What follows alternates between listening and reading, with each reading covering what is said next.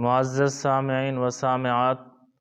رمضان المبارک کے بابرکت مہینے میں اللہ سبحانہ و تعالی جنت کے تمام دروازوں کو کھول دیتے ہیں اور جہنم کے تمام دروازوں کو اللہ پاک بند فرما دیتے ہیں۔ چنانچہ بخاری شریف کی روایت ہے، اللہ کے حبیب صلی اللہ تعالی علیہ وسلم نے ارشاد فرمایا، اذا جاء رمضان فتحت ابواب الجنہ، فرمایا کہ جب رمضان کا مہینہ آتا ہے تو اللہ پاک جنت کے دروازوں کو کھول دیتے ہیں۔ ایک دوسری روایت میں ہے، اللہ کے حبیب صلی اللہ تعالی علیہ وسلم نے ارشاد فرمایا، اذا دخل شہر رمضان فتحت ابواب السماء وغلقت ابواب جہنم وسلسلت الشیاطین۔ اللہ کے رسول صلی اللہ تعالی علیہ وسلم نے ارشاد فرمایا کہ جب رمضان کا مہینہ داخل ہوتا ہے تو اللہ پاک جنت کے دروازوں کو کھول دیتے ہیں، آسمان کے دروازوں کو کھول دیتے ہیں اور جہنم کے دروازوں کو اللہ پاک بند فرما دیتے ہیں، اور ساتھ ہی ساتھ اللہ پاک شیاطین کو بھی قید فرما دیتے ہیں۔ تو یہ مہینہ خیر، برکت اور بھلائی والا، نیکیوں والا مہینہ ہے، اور اس مہینے میں اللہ پاک انسانوں کی بخشش بھی فرماتے ہیں۔ چنانچہ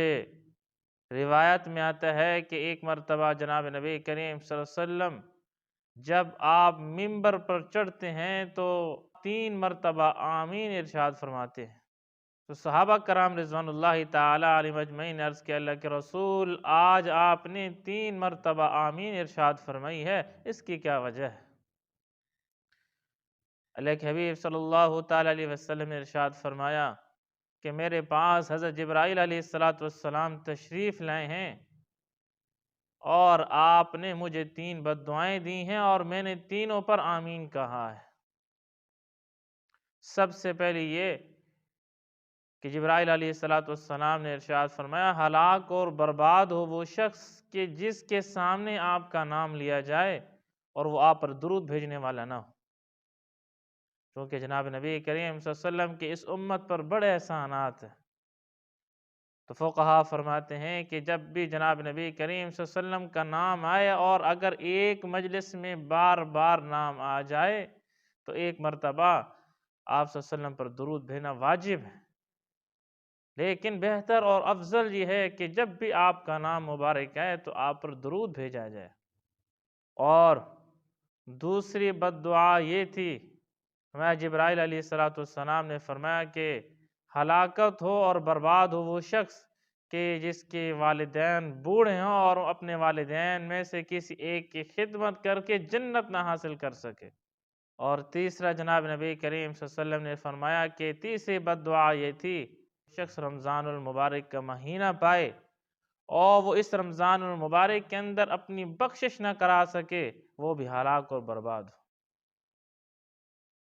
تو انسان اگر رمضان المبارک کی اس بابرکت مہینے میں اور فضیلت اور عظمت والے مہینے میں انسان اگر اپنی بخشش نہیں کراتا، فضولیات میں اور اللہ پاک کی نافرمانی میں لگا رہتا ہے، تو یہ انسان کے لیے ہلاکت کی بات ہے۔ لہٰذا اس بابرکت اور بارحمت مہینے میں اللہ پاک کو راضی کیا جائے اور اللہ پاک کی بھرپور عبادت کی جائے، اور اس مہینے کی جو خاص فضیلت ہے اور اللہ پاک کی رحمت اس مہینے میں جو برستی ہے، انسان اس سے فائدہ حاصل کرے۔